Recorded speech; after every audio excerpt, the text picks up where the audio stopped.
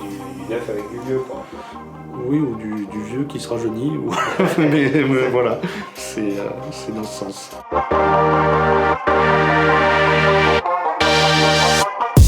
Moi, c'est Emmanuel Rank. On va parler d'objets connectés sur Android.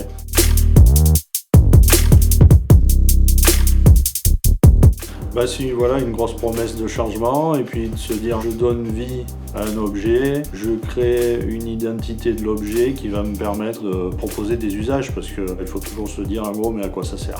Par exemple de la musique avec le disque vinyle, où on avait intégré une puce électronique dans le disque vinyle pour apporter un lien entre le disque lui-même et le digital. Donc voilà, l'idée c'est vraiment de se dire en gros, j'ai un existant, comment je le fais vivre, j'ai un produit qui existe depuis des dizaines d'années, voire des centaines d'années, comment je peux lui apporter cette dimension digitale.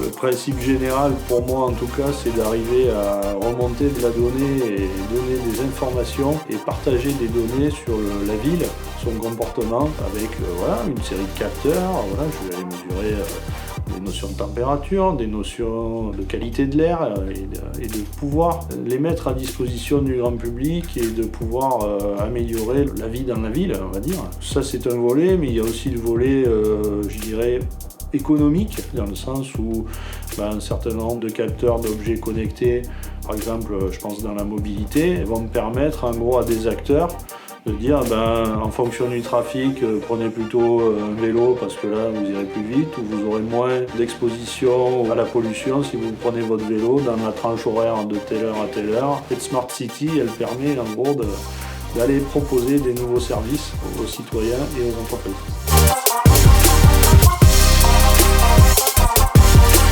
Moi, l'avenir des objets connectés, faut se dire en fait que les objets connectés, il en sort des milliers et des milliers.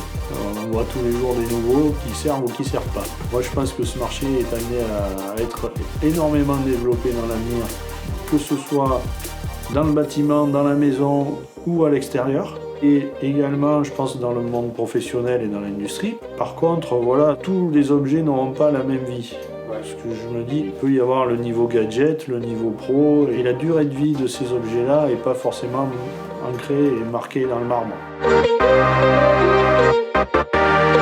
Si on est dans une démarche d'acculturation, c'est de se dire en gros, un objet connecté c'est quoi? Ça peut faire peur, alors que ça n'est qu'un microprocesseur ou un petit calculateur, un capteur, un moyen de communication, et avec ça on peut faire quelque chose de fonctionnel qui va rendre un service en fait. En bref, n'ayez pas peur des objets connectés, quoi. Exactement.